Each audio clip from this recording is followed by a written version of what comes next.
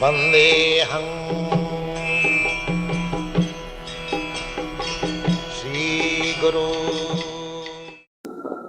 Om Jnanatimirandasya Jnanam Jana Shalakaya Chakshushanmilitam Yena Tasmai Shri Guruve Namaha.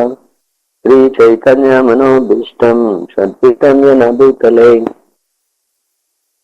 Svayam Rupa Gadamam Dadati Swapadanditam Vandeham Shri Guru Shri Yutapada Kamalam Shri Gurum Vaishnavam Cha Shri Rupam Sagajatam Sahagana Raghunatham Vitam Tam Sajivam Shadvitam Shabaditam Parijanam Sahitam Krishna Chaitanya Devam Shri Radha Krishna Padam Sahagana Lalita Shri Vishakanitam Sha He Krishna Karuna Sindhu Dina Bandhu Jagatpate Kopisha Gopikakanta Ragakanta Namostute Tapta Kanchana Gaurangi Radhe Vrindavaneshwari Shabanu Sutta Devi Pranamami Hare Priye Vancha Kalpatarubhyascha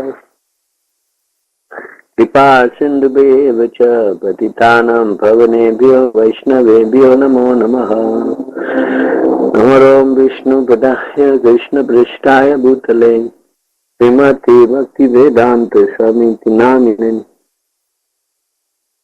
Namaste Saraswati Deve Gauravani Pacharine Nirvishesha Sunyavari Pashtadi Desakarine Jai Shri Krishna Chaitanya Prabhu Nityananda Shadvaita Gadadhara Shiva Shri Gaura Bhaktavinda Hare Krishna Krishna Krishna Hare Hare Hare Rama Rama Rama Hare Hare.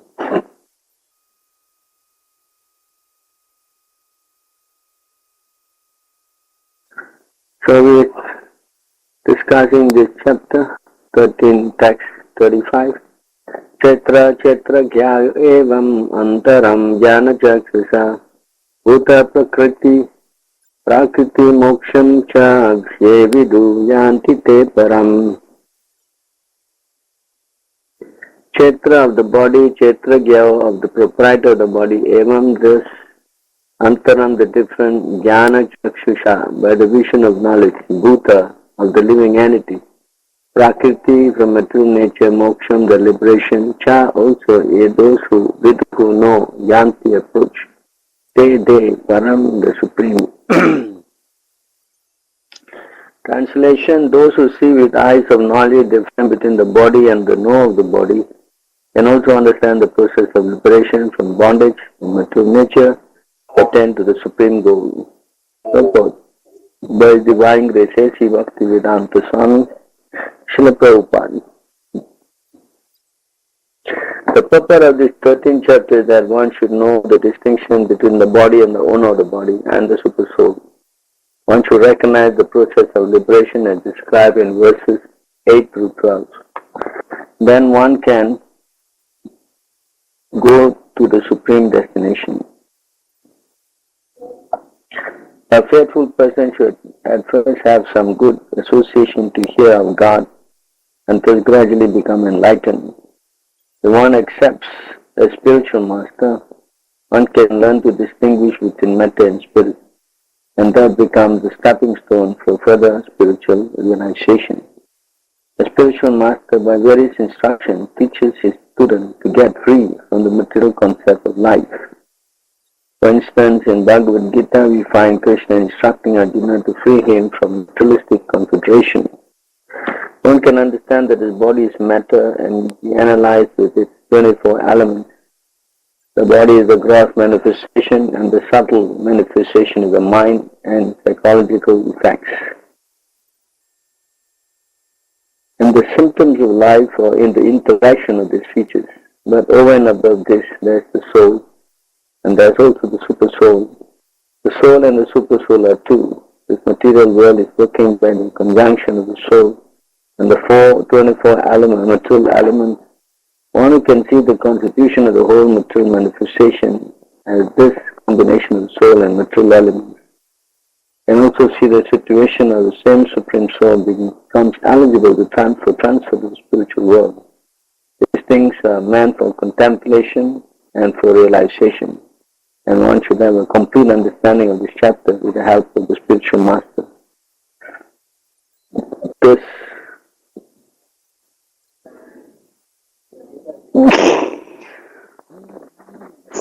ends the purport of the 13th chapter of the Srimad Bhagavad-Gita in the matter of nature, the enjoyer, and consciousness. So, thank you again for coming online. So this is the conclusion of the 13th chapter. And this is a very important understanding in spiritual life. As Prabhupada explains in verses 8 to 12.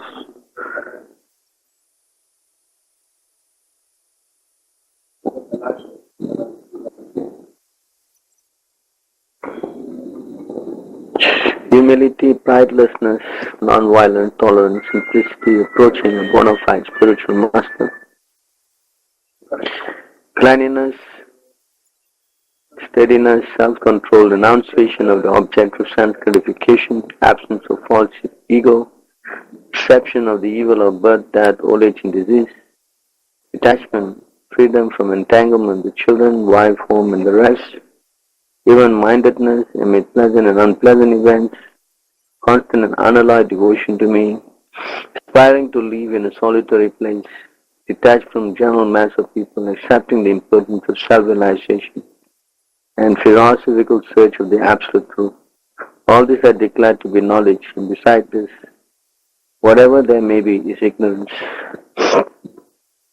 So here in this purport, Prabhupada is explaining a very important point, approaching the bona fide spiritual master. So, as we understand in the purport,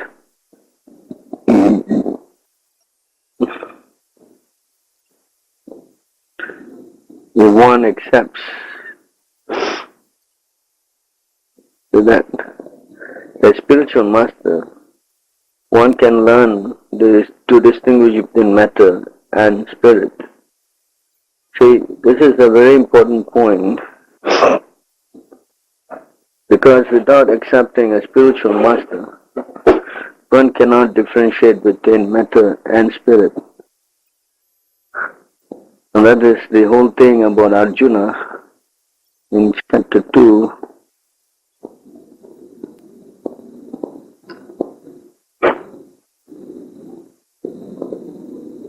When Arjuna asked Krishna to drive the chariot between the two armies, and then he started lamenting. Supreme Personality of Godhead said, while speaking learned words, you are mourning for what is not worthy of grief. Those who are wise lament neither for the living nor for death. You see, this is the point Krishna is making between the difference between the soul and the body. This is the big difference in the material world, because we all are entrapped in this body. See, Radha and Krishna goes on to give a very simple example, but how nobody dies. See this.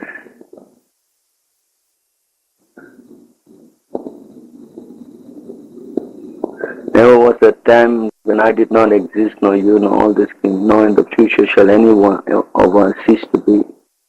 So this is the difference between the soul and the body. Here, Krishna is speaking of the soul.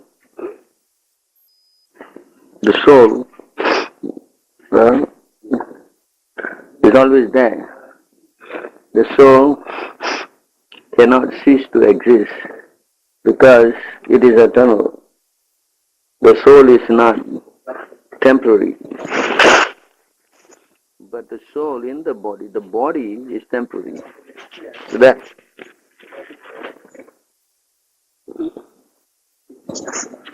This understanding is very complete. See,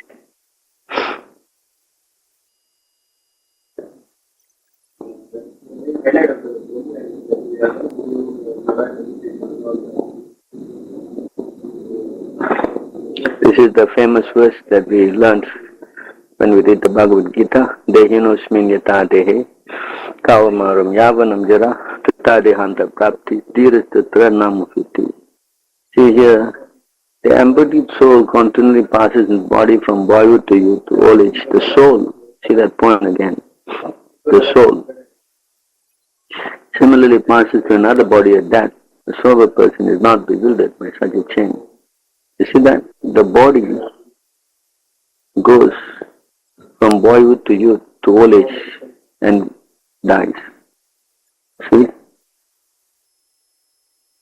So this thing is there for the material things. You know, material thing goes through this transformation.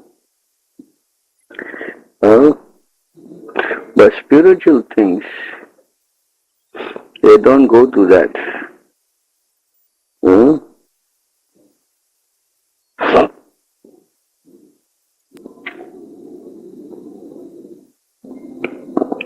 Give me a minute.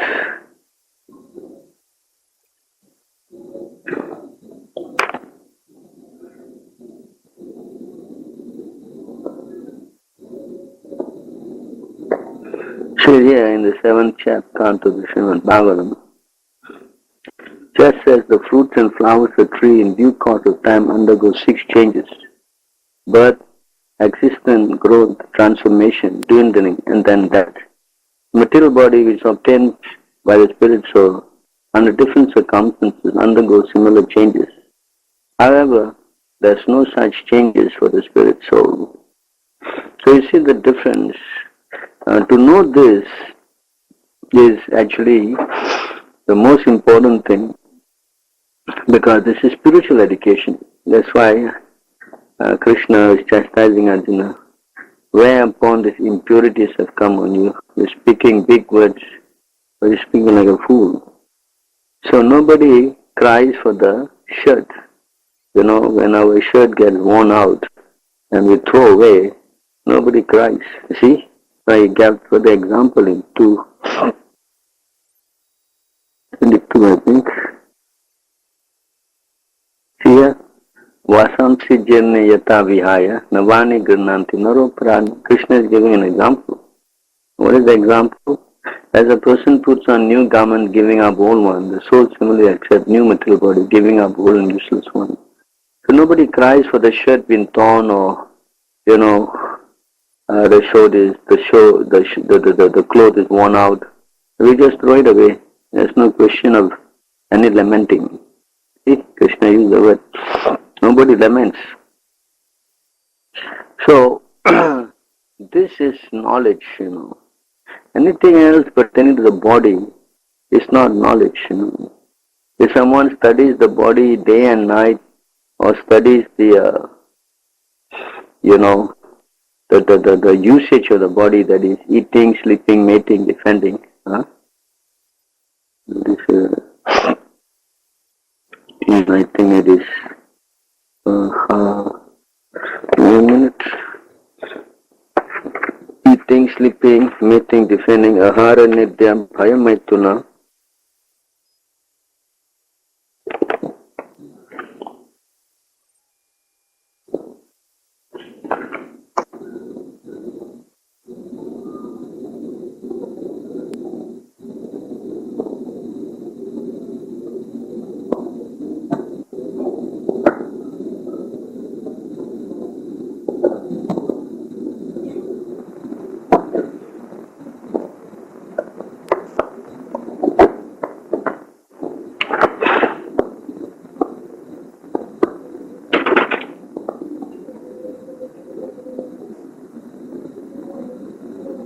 See the word ahara, let me get this.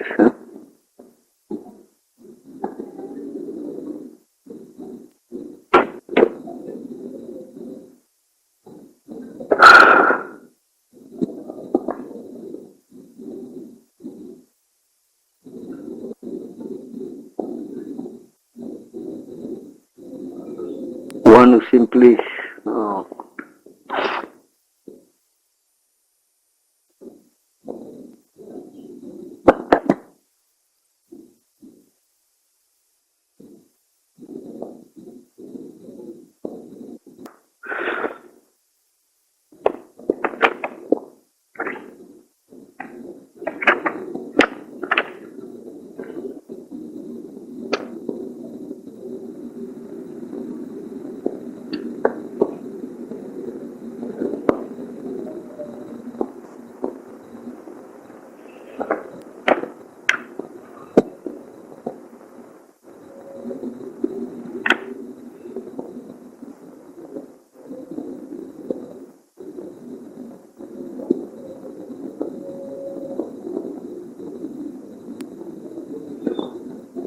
yeah, you got it.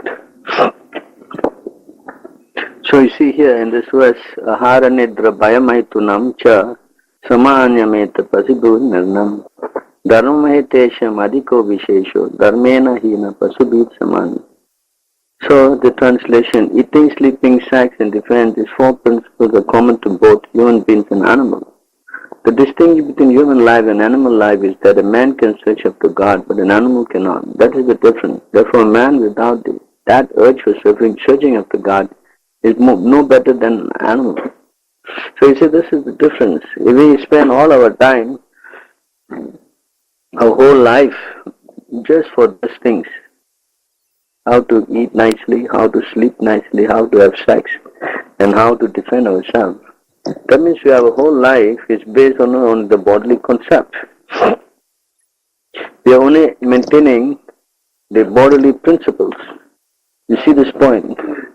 And if we act like that, then in this verse it classifies ourselves as being equal to animals.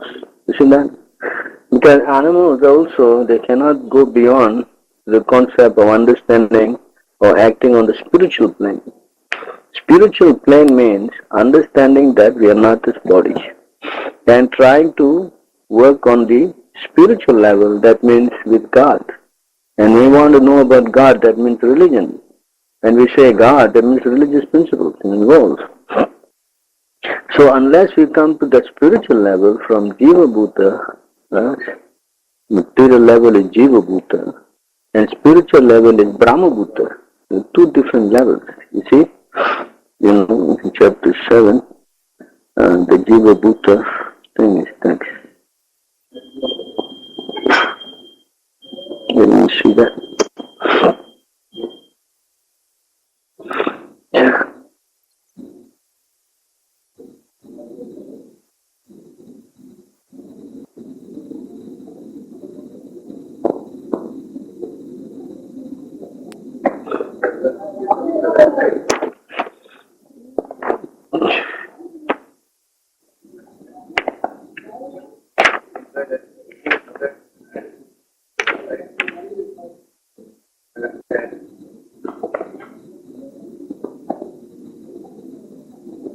So you see here in this verse, Apyamittvastanyam pakiti vidime param. See this word here? Jiva Bhuta Mahabhava Egetam Dharita Jagat. So this is the material level. Besides this, O mighty Arjuna, there is another superior energy of mind which comprises the living entities which are exploiting the results of this material inferior nature. See, when the living entity, right, are exploiting the results of this material inferior nature, they are classified as Jiva Bhuta. You see this point here? Jiva Bhuta. So that is materialistic consciousness acting on the material level. But if we understand about Krishna and act in the spiritual level, then they are called Brahma Bhuta. You see here, this is Brahma Bhuta. You see the word? Yeah, Brahma Bhuta. See? So there is a difference between Jiva Bhuta and Brahma Bhuta. When you act on the Jiva Bhuta world, trying to exploit the material nature, then you actually become, see this? When you act in the materialistic level, Mamai Vangsa Jiva Loke, Jiva Bhuta again, you see. This is the word, same word. Sanatanaha.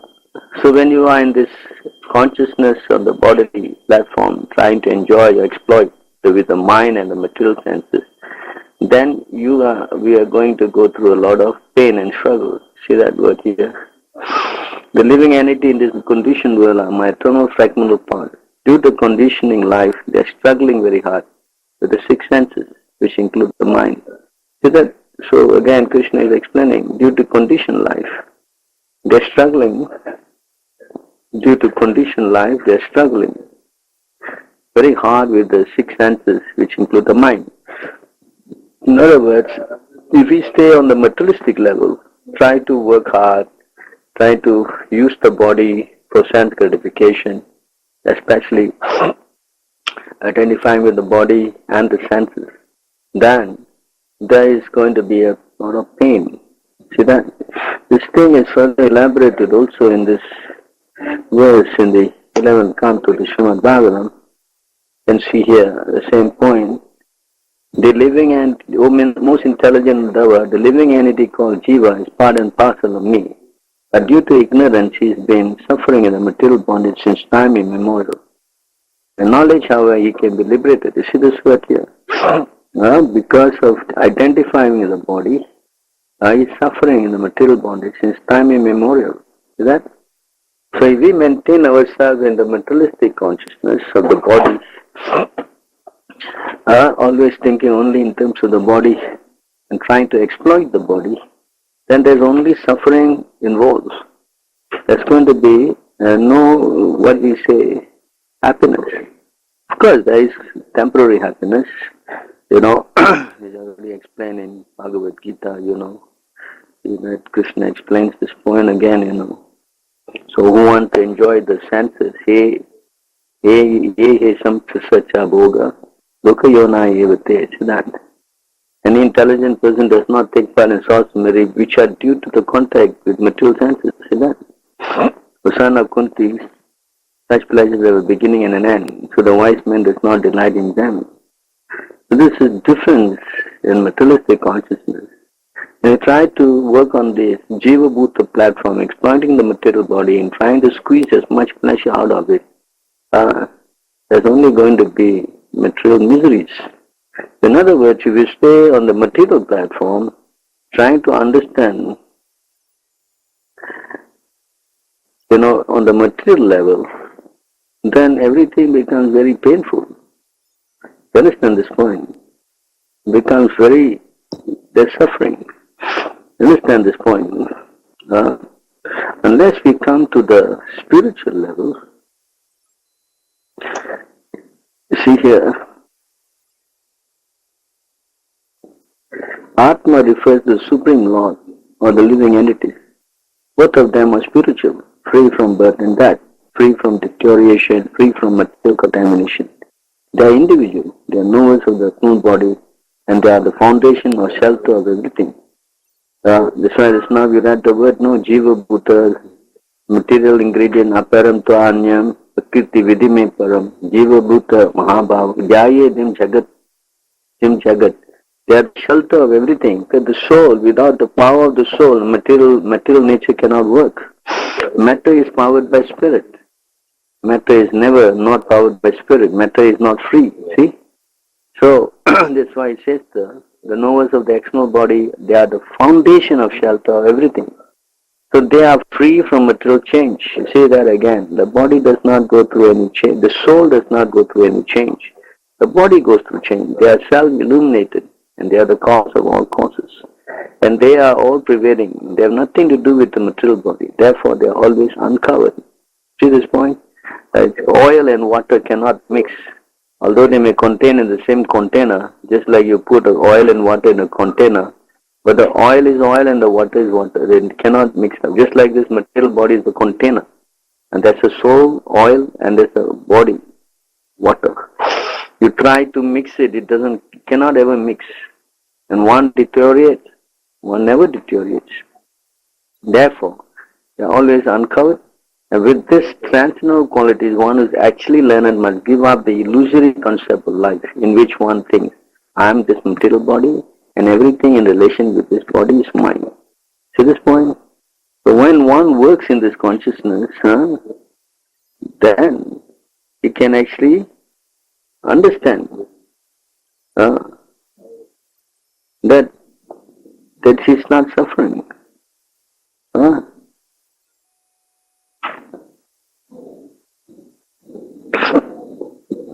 So that is very, very important. If you do not want to know this difference, then we are considered as a fool. We are considered as a fool.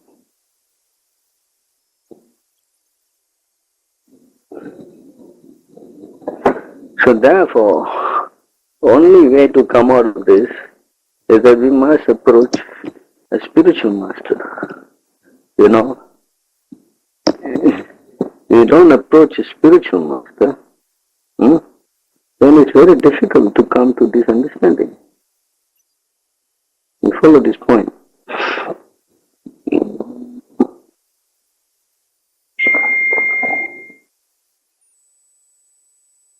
Therefore, it was explained in the Bhagavatam.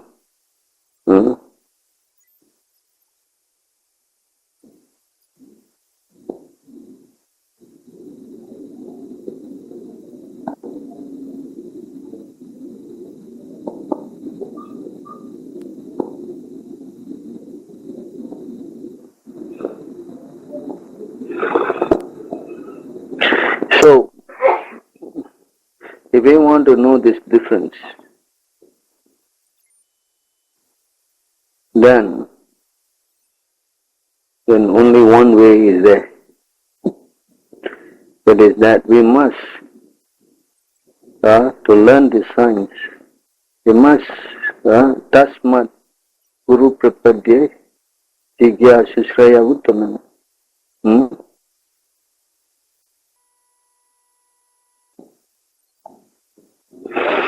So let me go to this now. You see here.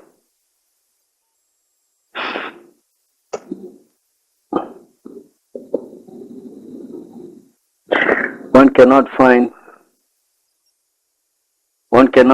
permanent happiness even on the heavenly planet, which one can attain in the next life by ritualistic ceremonies and sacrifices. Even in material heaven, the living entity is disturbed by rivalry and with his equals and envy of those superior to him.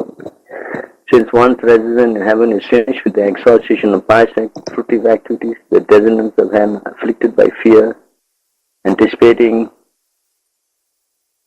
the destruction of their heavenly life. Thus they resemble kings who, though enviously admired by ordinary citizens, are constantly harassed by enemy kings and will therefore never attain actual happiness.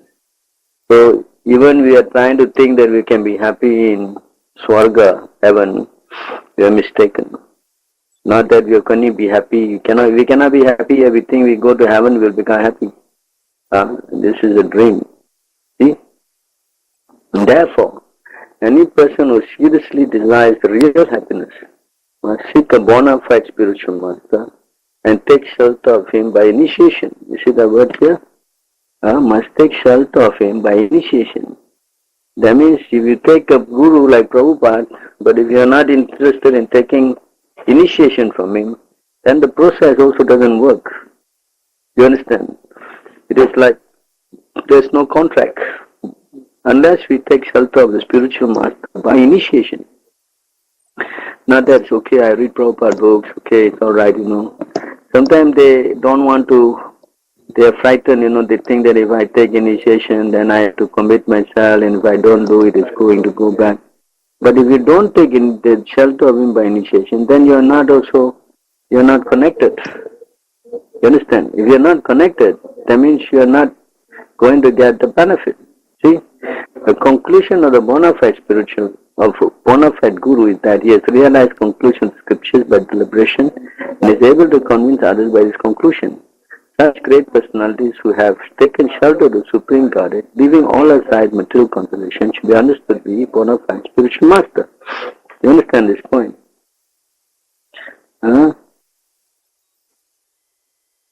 So now, what is this understanding of the conclusion of the scriptures? He has realized the conclusion of the scriptures. What is that? Huh? What is this conclusion? This is very important point. This is what we are discussing. What is matter and what is spirit and who is God? Understand this point. This is why we go back to chapter 4, text 34, Bhagavad-Gita. Same point is always explained by Krishna. Just try to learn the truth by approaching a spiritual man. Inquire from him submissively and render service to him. The self-realized soul can impart knowledge unto you because it's in the truth. So now you see, this is the truth that Krishna is explaining. The truth is this. Having obtained real knowledge, what is this real knowledge? Material knowledge and real knowledge from a self-realized soul, you will never fall into such illusion. So by this knowledge you will see that all living beings are part of the Supreme, or in other words, they are mind. So you will understand, as this today we have discussed, the difference between the soul and the body, and how you understand that the soul, as soul, we all are part of God, Krishna. You understand this point? This is spiritual level. See? In the spiritual master, this is explained here, chapter in the Srimad Bhagavatam, again we go.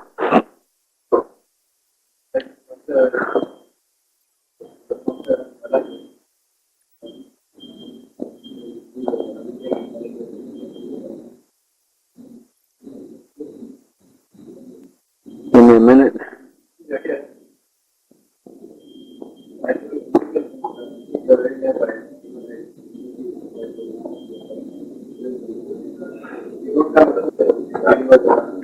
Right here, you can see here.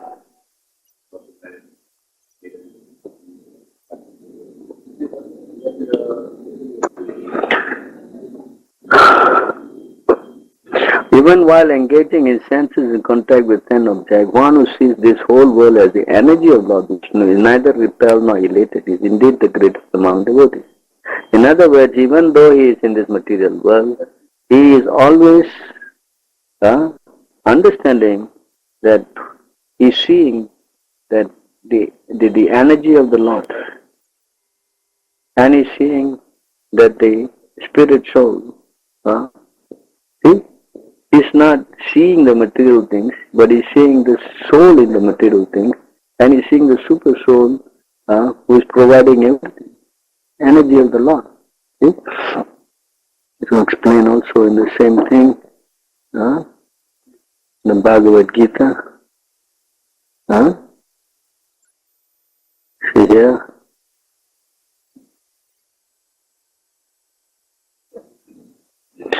By me, in my unmanifested form, this entire universe is pervaded.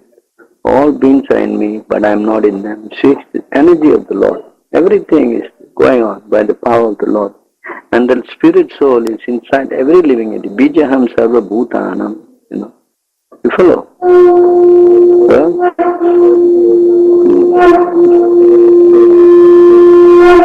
So such a person's vision, see that again here.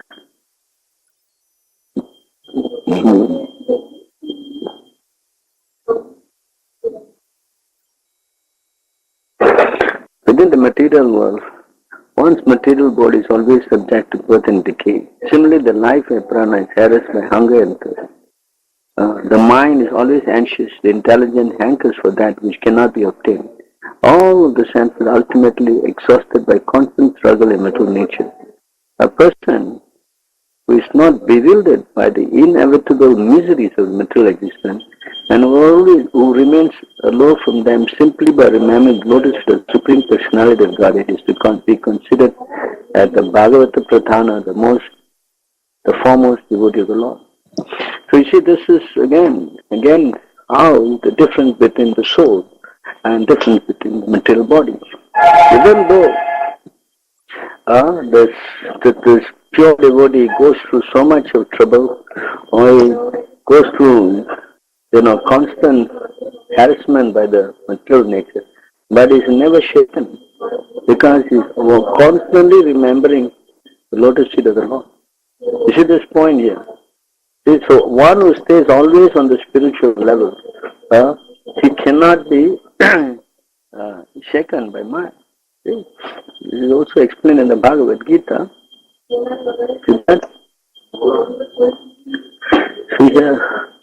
O true yogi observes me in all beings, and who sees every being in me. Indeed, the self-realized person sees me, the same Supreme Lord, everywhere. To that point, and here, for one who sees me everywhere and sees everything in me, I am never lost, nor is he ever lost to me. See this point? Yes. So this is the difference between the pure devotee and a common person. See that? And here it says here, this word here you can see.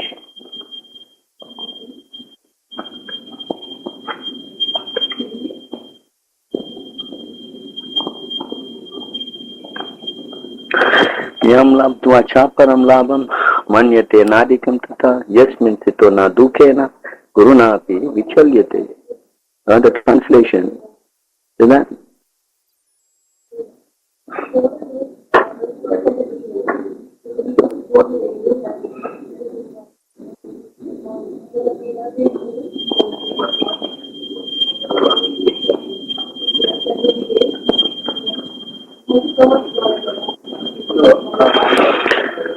In that joyous stage, one is situated in boundless transcendental happiness, realized through transcendental senses.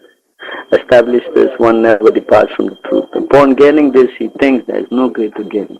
When situated in such a position, one is never shaken, even in the midst of greatest difficulty. Thus, indeed, is actual freedom from all misery, arising from material contact. But this is the position of a pure devotee, you see. You follow this point? A pure devotee is not. So why? Because he always understands, I am a spirit soul. I am not this body. The moment we forget that, then that's it. We are covered by Maya. And then what? We become fearful. We become full of hankering. One thing after the other.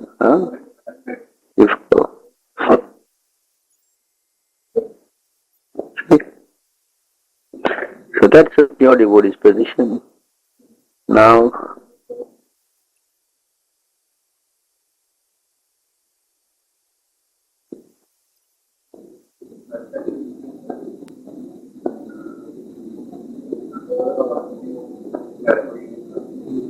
here, next verse. One who has taken exclusive shelter of the Supreme Lord, Vasudeva, becomes free from material activities which are based on material lusts. In fact, one who has taken shelter of the lotus feet of the Lord is freed from even the desire to enjoy material and gratification. Plans for enjoying sex life, social prestige, money cannot develop within its mind. Thus is considered Bhagavad-Uttama, a pure devotee of the Lord, on the highest platform. So that point here, you understand this? Is free. Is free.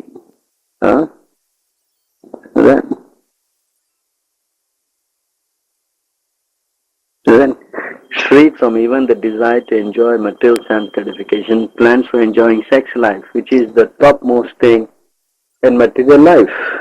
Material life means sex life, because the enjoyment, the topmost, it culminates in the contact of the body. Contacting the body and body. Everybody is thinking of trying to become, making arrangement for that. That cannot develop within his mind. You see that? That means he cannot fall down. And this is the exclusive right of a pure devotee. Is that Maya cannot disturb him and he cannot be overtaken by Maya. That is the position of a pure devotee. You can see here, the influence of material nature cannot harm an enlightened soul, even though he engage in material activities, because he knows the truth of the Absolute, and his mind is fixed on the Supreme Personality of Godhead. That is the point. See this? Look.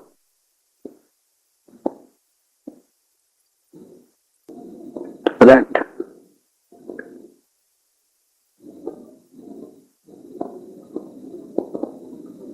the influence of material nature cannot harm an enlightened soul. Huh?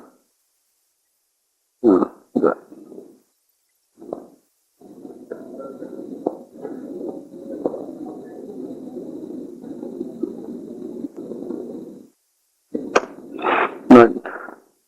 And another thing, birth in an aristocratic family and the execution of austere and pious activities certainly causes one to take pride in himself. Similarly, one enjoys a prestigious position within society because his parents are highly respected members of the Varnashram social system. One becomes even more infatuated with himself. But if, despite his excellent material qualification, one does not feel even a tint of pride within himself, to be considered the dearmost servitor of the Supreme Personality of Godhead. To this point, and this is exactly what we learn, every morning we chant Pranadapi Suni Chena Taro Api Saisuna Manina Maladena Kirtaniya Sadahari. To feel oneself lower than the straw in the street, more tolerant than the tree. Not expecting anything honor, offering all respect to others. Such a person can chant the holy name of the Lord constantly. So this is the position of a pure devotee. He had no time that he feel himself proud. Because we all know, once you become proud, then the next thing means you identifying with the senses, the body and everything will fall down. So a pure devotee cannot be shaken in that way. And he becomes influenced by material lust and pride. Cannot. Then we're going to the next one. Right here. See this? When a devotee gives up the selfish conception of which one thing, this is my property and this is his, when he is longer concerned with the pleasure of his own material body or indifferent to the discomfort of others, he becomes fully peaceful and satisfied. He considers himself simply one among all the living beings who are equally part and parcel of the Supreme Personality of Godhead. Such a satisfied Vaishnava is considered to be the highest standard of devotional service. So this is the mind of a pure devotee. This also explained, 15.5, Bhagavad-Gita. Nirmana, Moha, Jita, Shanga, Dosha. Those who are free from false prestige, illusion and false association, understand the eternal, who are done with material lust, who are freed from the dualities of happiness and distress, and who unbewildered know how to surrender unto the Supreme Person, attain that eternal kingdom. The same point, you see. So, this is the position of a person who understands fully that he never involved in the material world. That is the person of pure devotee. The lotus feet of the Supreme Personality of Godhead are sought even by the greatest of demigods such as Brahma and Shiva, who have all accepted the Supreme Personality of Godhead as their life and soul. A pure devotee of the Lord can never forget those lotus feet in any circumstance. He will not give up his shelter at the lotus feet of the Lord for a single moment, and then not for half a moment, even in exchange for the benediction of ruling and enjoying the opulence of the entire universe. Such a devotee of the Lord is to be considered the best of the Vaishnavas. In this position, the gopis, when they were momentarily interrupted by the blinking of their eyes, they cannot see Krishna, for that even moment, they started cursing Lord Brahma for a fool who does not know how to make eyes. Can you see that? You see this, how much they're feeling distressed. They cannot even see Krishna because of that blinking of the eyes. And this is the position of the pure devotees. Pure devotees, they're different level because they are in the spiritual plane. They're never at all at time influenced by the material consciousness, which is always making you forget and understand that you're the body, you must enjoy it, and then the suffering. See?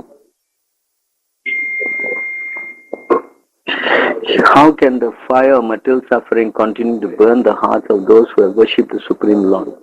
The Lord's lotus feet have performed innumerable heroic deeds, and beautiful nails on his toe resemble valuable jewels. The effulgence emanating from those nails resemble cooling moonshine, for it instantly relieves the suffering within the heart of the pure devotee. Just as the appearance of the moon's cooling light leaves the burning heat of the sun. So actually, there's no pain. We are thinking that, we are suffering. Actually, when you are in Krishna consciousness, there may be some problem. But because it is with Krishna, it gives some pleasure.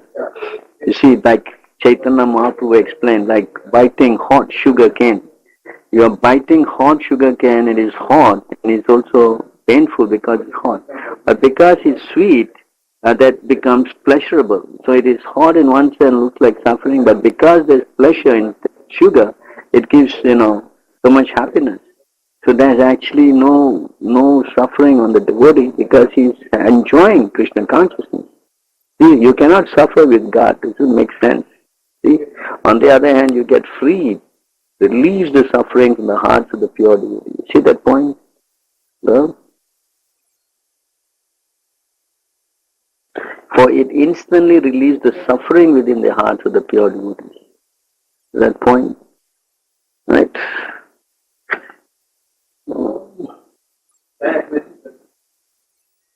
The Supreme Personality of Godhead is so kind to the conditioned soul that if they call upon Him by speaking His holy name, even unintentionally or unwillingly, the Lord is inclined to destroy innumerable sinful reaction in their heart. Therefore, when a devotee who has taken shelter of the Lord's lotus feet chants the holy name of Krishna with genuine love, the Supreme Personality of Godhead can never give up the heart of such a devotee.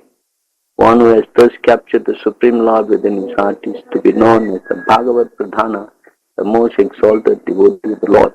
To this point, I was speaking about a person who has fully understood the spiritual position and who has taken complete shelter of the Lord. Try taking shelter of Prabhupada, who is the topmost devotee, and who is encouraging us also to chant Krishna's name and follow the principles and all that, is for us to also come to this level, to see on the spiritual plane, to see this Krishna, the soul of all souls, and to understand that we are suffering with this material contact, and to become detached from this. And this is what pure devotee who is in that level, he teaches that. The Supreme Personality of Godhead is so kind to the conditioned soul that if they call upon Him by speaking His holy name, even unintentionally or unwillingly, the Lord is inclined to destroy innumerable sinful reaction in their heart. Therefore, when a devotee has taken shelter of the Lord's lotus feet, chants the holy name with genuine love, the Supreme Personality of Godhead can never give up the heart of such a devotee.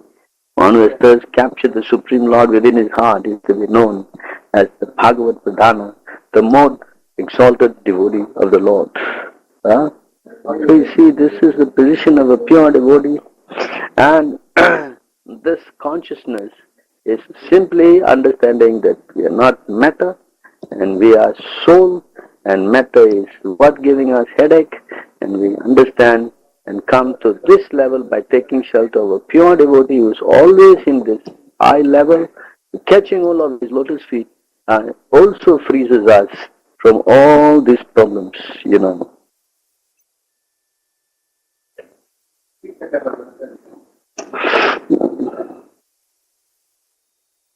For the conditioned soul, the human body is most difficult to achieve, and it can be lost at any moment.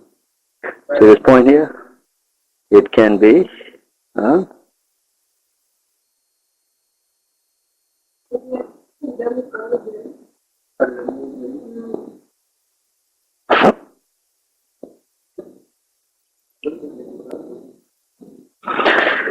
it can be lost at any moment. But I think that even those who have achieved human life, you say that? What?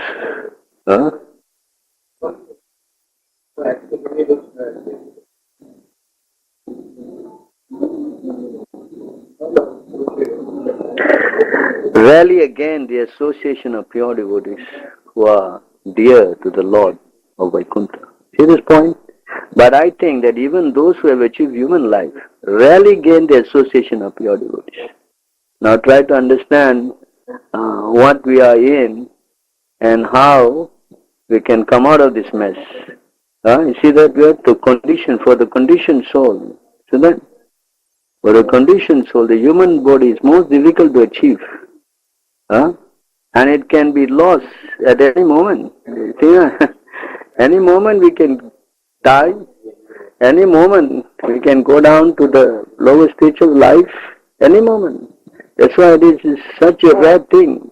But instead of using this body as a vehicle to achieve the Lord, we simply want to enjoy the senses and forget Him more and more and more and more, and get into more and more trouble, and keep getting into headaches and problems, and not finding a solution to it, to take full shelter of a pure devotee as in Prabhupada, and we are simply animals. That's all the words.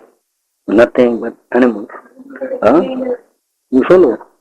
That's why it says in that verse, in the 11th canto of the Srimad Bhagavatam, just before we go, just give it this last verse that maybe you can think about.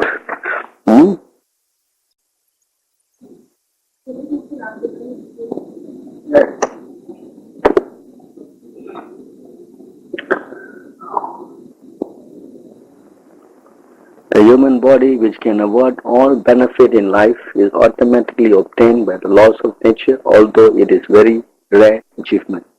The human body can be compared to a perfectly constructed boat, having the spiritual master as the captain and the instruction of the Supreme Personality of God as a favorable wind, impelling it on its course.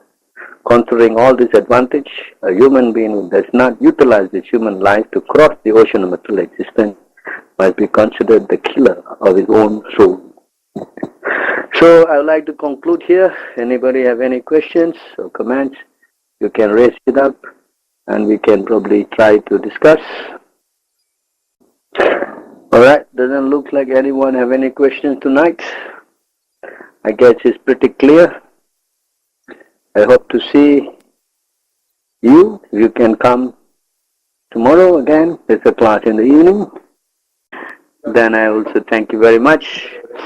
So with this, I'd like to offer my obeisances to all of you. All glories to Prabhupada. Thank you for spending your evening with us. Hare Krishna. Vandeham Shri Guru